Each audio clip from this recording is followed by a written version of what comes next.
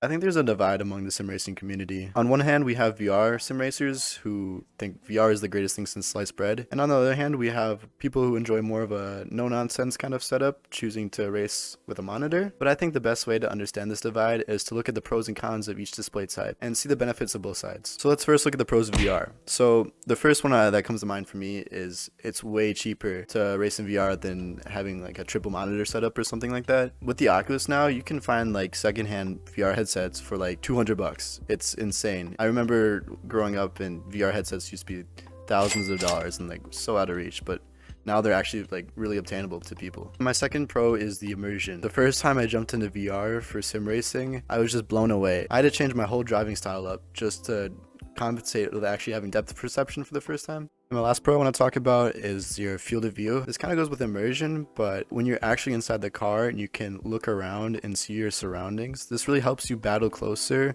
and harder with your opponents. This kind of gave me an edge when I was coming up the ranks in iRacing because I was able to see where my opponents are and see how close I could get to them. Alright, moving on to cons, there's actually quite a few for VR, but the first one I want to take a look at is latency. It does lag a little bit just because the picture takes a little bit to render in the headset, but this is pretty easy to adapt to. I got used to it pretty quickly, and it doesn't really cost you too much lap time overall, I think. Second con, the setup. Anybody who has an Oculus knows that the link cable is a pain in the ass to set up, and with constant disconnections, sometimes it's just impossible to race and you just have to call it quits for the day. So the third con I have for VR is that it requires a higher performance PC. This is as to be expected. VR does take a lot of computing power up. I run a 1660 Super, and the rain update for iRacing brought my PC to its knees. Oh, my FPS is dying.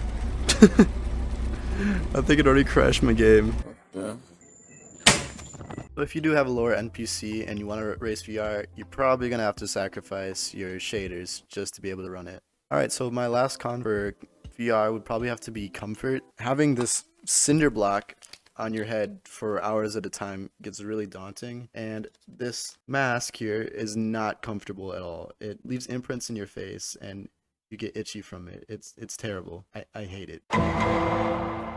Alright, moving on to the pros for using a monitor. The first one is there is no setup required. It is race ready and you're ready to go. Just have your monitors hooked up to an HDMI or DisplayPort and you can get racing right away. Alright, our third pro is faster picture response. There is no delay when you're using a monitor, and this allows for more smoother gameplay and is a lot less nauseating than VR lag.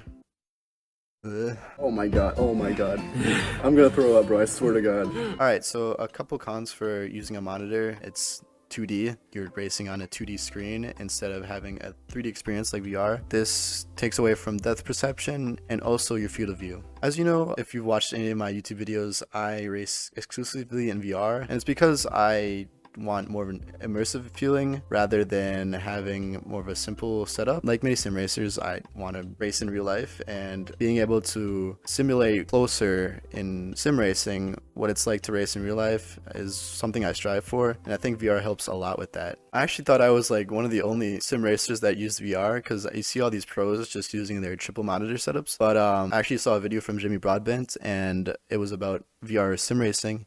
And all the comments are talking about how they find it impossible to go back to a monitor after VR because of how immersive it is. So now that leaves us with the big question: which is better? In my opinion, I think it depends on what you're trying to get out of sim racing. If you're trying to get something close to real life and more immersive, then I recommend going down the VR route. But if you want something more reliable and just ready to go at any time, then I would definitely choose a monitor. But I will say this: if you have not tried VR sim racing out yet, I highly recommend it. I think it's the closest to real life racing that we can actually get while staying in our parents' basement. Yeah, it's so incredible how this new technology is transforming sim racing. So yeah, that's gonna have to wrap up this video. If you like this kind of content and you want to see more, consider liking and subscribing. It would be greatly appreciated, and just let me know in the comments below which side you are on. So yeah, that's it. Bye.